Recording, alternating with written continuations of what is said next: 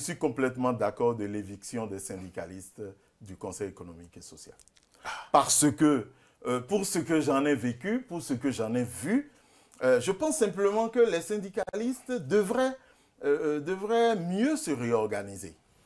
Je vais peut-être parler de choses qui vont fâcher, mais bon, je pense qu'il est temps de se libérer, de dire les choses qui vont fâcher. C'est pas grave. C'est-à-dire que le syndicat tel qu'il est organisé dans notre pays aujourd'hui ne sert presque à rien.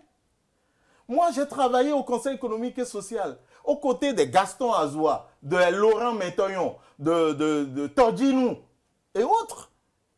Mais excusez-moi, comme les jeunes le disent aujourd'hui sur les réseaux sociaux, il n'y a aucune valeur ajoutée que les syndicalistes apportent. Il n'y a aucune valeur ajoutée. Je suis désolé de le dire comme ça. Ils n'apportent aucune valeur ajoutée. Pourquoi? Parce que le syndicat tel qu'il est organisé dans notre pays n'est pas un vrai syndicat. Vous savez que, par exemple, dans les pays que nous admirons, tous les syndiqués payent une quote-part de cotisation.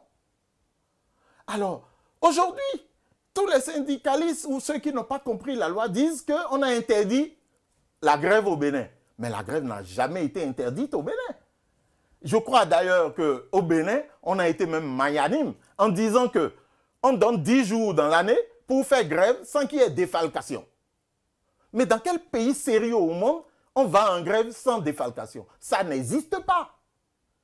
Ça n'existe pas. Les gilets jaunes en France et tout le reste, quand vous n'allez pas au travail, on défalque systématiquement.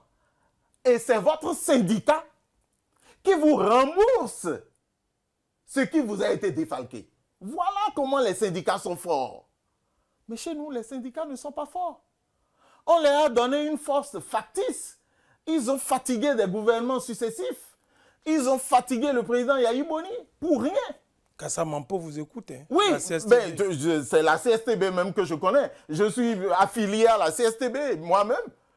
Et je suis choqué qu'à la CSTB, on ne puisse pas nous contraindre à payer des cotisations pour que, de façon libre, Kassa Mampo déclenche une grève et qu'on aille en grève sans regarder en arrière pour nous imposer au gouvernement.